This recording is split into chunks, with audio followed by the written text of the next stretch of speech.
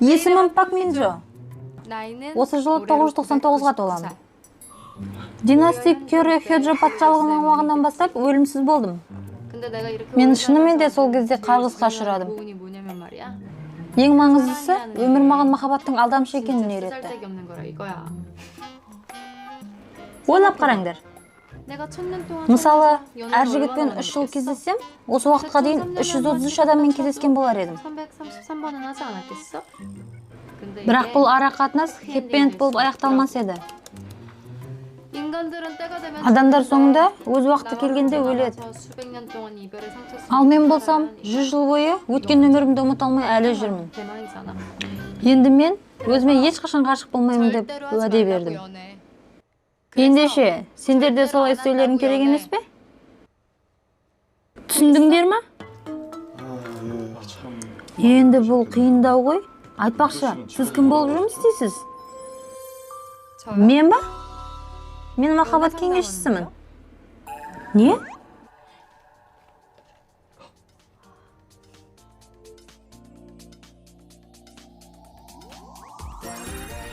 АБК студия ұсынады. Дыбыстаған Әйгерім, аударған Манго фансап тобына алғысымызды білдіреміз.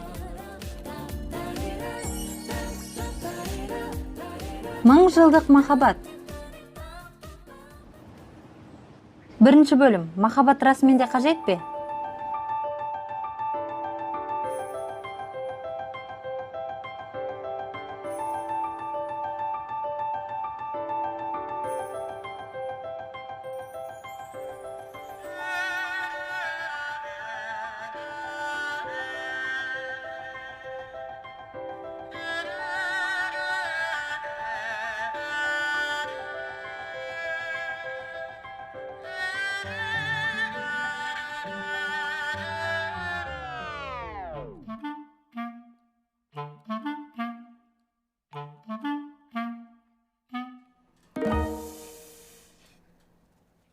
Бұл жігіт инженерде оқиды ғой, е?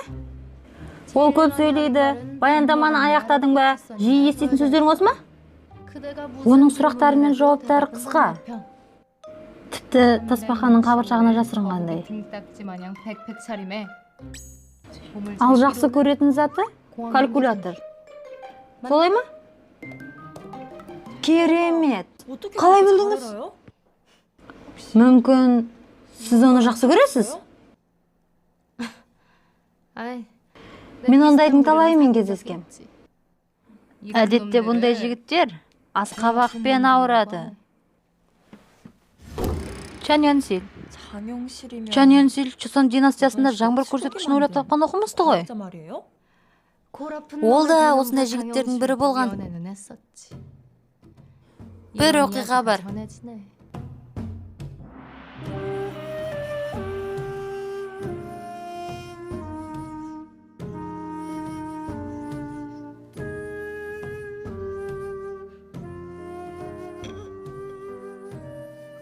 Кешір. Бірақ менің бұған уақытым жоқ. Қазір маған ең маңыздысы шөгінділерді өлшеу. Мүмкін бұл саған мәнсіз болар. Не болса да, екеуміз ары қарай кездесе алмаймыз. Мен өлгім келеді. Дәл солай. Ол маған ажырасақ өзіңе жақсы деді. Сән салтанат құруға студенттер оған мүмкіндік бермейді деді. Енді не істесем болады? Демек сен күріштің жақсы өсу үшін шөгінділерді өлшейсің бе? Бұл ойың түкке тұрмайды. Сен тіпті менің ойымды оқып тұрсың ғой. Сонда мен күнделікті шөгінділерді өлшеп, ауа райын болжап, Чосондағы фермаларды жақсарта аламын. Міне солай, фермелер ауа райын біліп, жұмыстарын жақсарта алады. Міне сол кезде мен онымен кездескен едім. Ол жай ғана жігіт болды. Осындай жігіттер ара қатынасты жақсарта алмайды. Сен оның жұмысына сәл болса да қызықсаң, сен ол үшін өмірінде кездестірмеген адамы боласың. Сондықтан оның жұмысына қызыға қара. Сонда ол тек сол туралы айтатын болады. Ұқтың ба? Ол саған тоқтамай сөйлеуі мүмкін. Ал сен өзіңнің қызығушылығыңды сақтап қал. О не? Сен бәрін білесің. Қанша жігітпен кездестің? Қазір 200-ден астам ба? Не? Айтайын дегенім, осы 900 жылда махаббат туралы оқып жүрмін.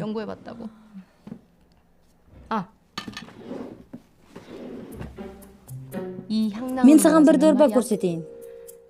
Бұны династия жасында Клеопатра ерлерді өзіне ғашық қылу үшін қолданған.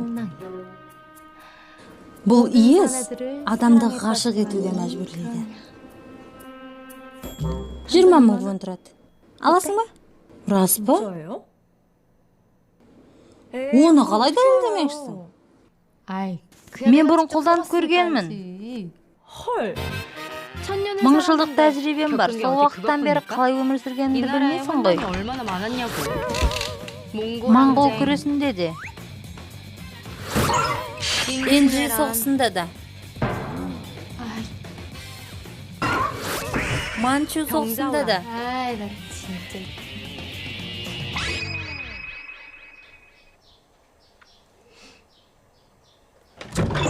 Және француз соғысында да.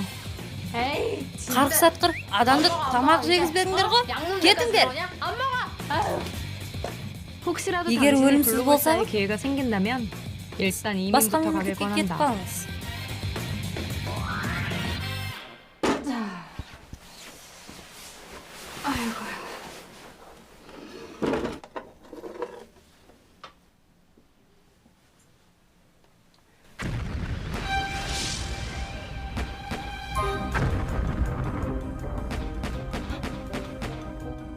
Қарқ сатқыр, тағы соғыс ба? Ақша, шаншқы, және тасбақам.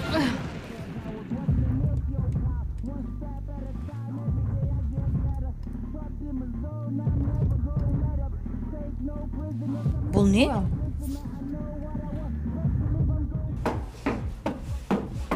선빵 필승!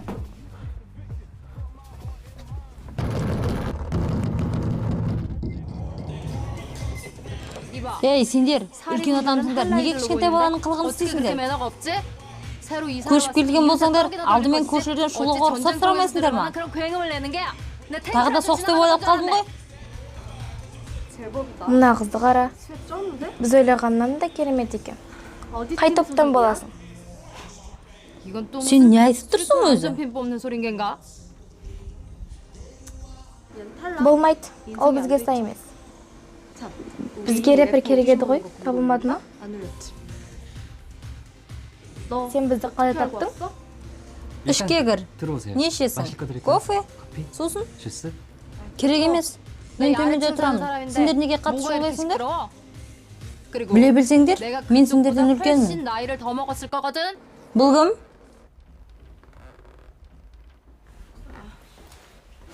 Кешіріңіз. Бүгін осында дайындалып отырған едік. Дайындық?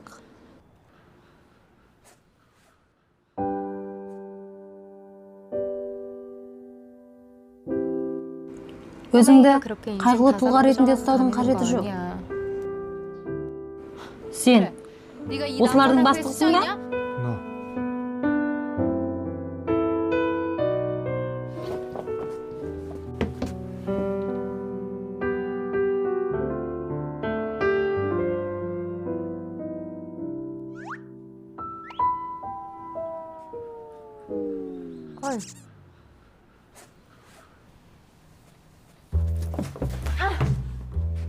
야! Бәрі жақсы ма? Джунну, неге бұлай істедің? Бұл деген өзгерулердің жаңа түрі секілді ғой?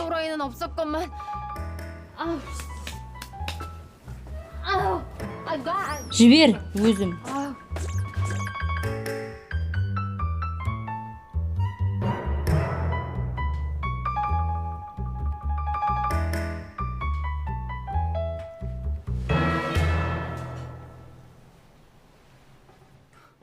Есімнен адастым. Бұл болу мүмкін емес.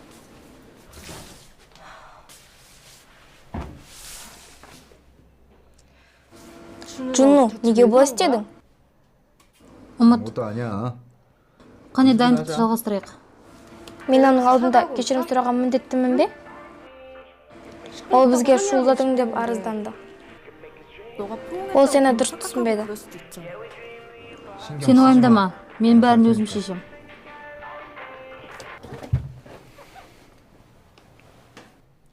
연주, жоғалған мәтінді таптың ба? 형식이 넌 Хеншик, сенің даусың қайырмасына жетпейді. Егер осылай ән айтатын болсаң, халықтың алдында мені масқара қыласың.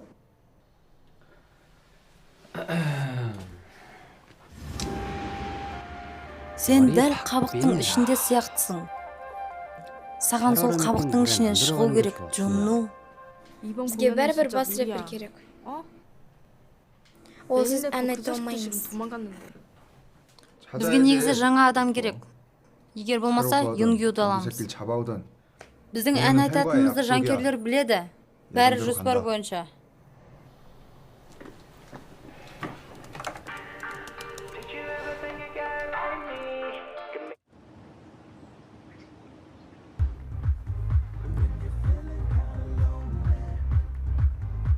Үш.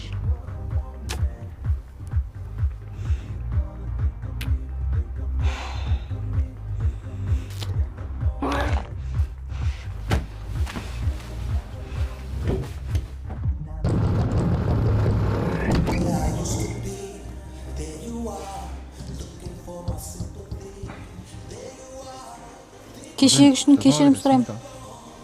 Басқа біреумен шатастырып алыппын.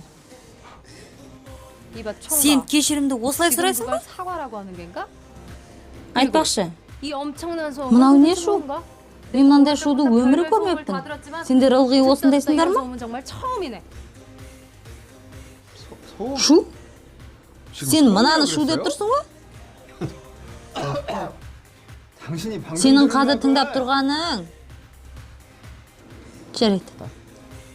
Саған айтарға сөзім жоқ. Егер дауысы осындай болса, бұл шу емес енді не? Сен бұны ән дейсің. Сонда мен ән жайлы түк те білмеймін ба? Ұмыт, мен тек күндіз дайындаламын. Осы жерде тұрғанда қазір мына шуыңды тоқтатамын деп уәде бер. Бар әрі, бұның енді тым артық. Сенің кесірінен менің құлағым ауырады, ауру. Маған бұлай сөйлеуге қалай датың барады? Өлгің келе ме? Жай ғана көрінбесең болмай ма? Сен маған бұлай айтпа. Бұл саған тек шу болса, мен үшін бары осы ғана. Кеш батқанша дайындаламын.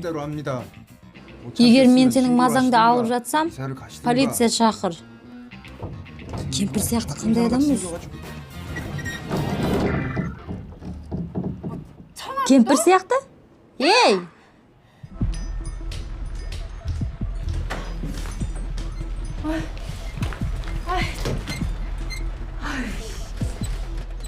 Егер осылай жалғаса беретін болса, маған көшуге тура келеді.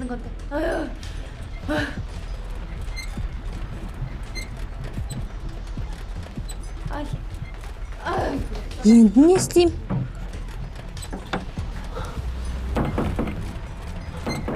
Бұл кім?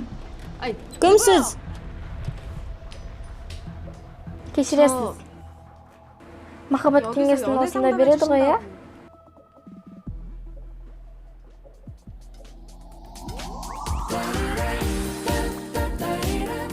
Бізбен бірге болғаныңызға рахмет. Қосымша көмекші дауыс Сабира.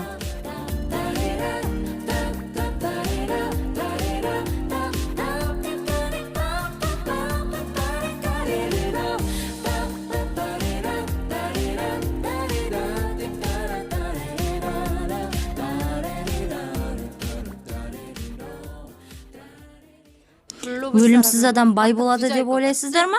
Мен Джонни жұлдызды адам деп ойлайсыздар ма? Көп адамдар өмірім шоу немесе дарамадағыдай болса дейді.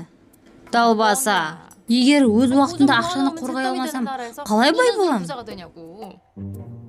Кешіресіз. Қалайша өлімсіз адам болуға болады? Негізі менде обыр ауруы бар еді.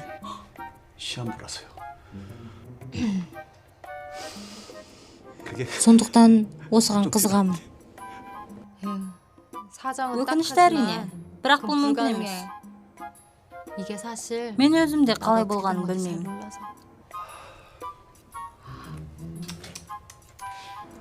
Онда сен дуаланған шығарсың. Сен де мен секілді шығарсың. Мен түнде өте сұлу боламын. Ал күндіз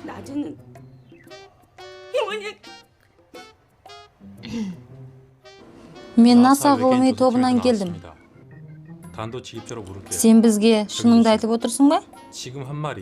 Мүмкін өтірік айтып отырған боларсың.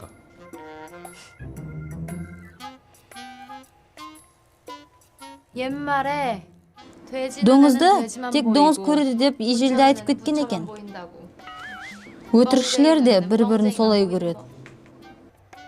그럼 나는 Онда мен өтірікшімін бе? 뻥쟁이겠어?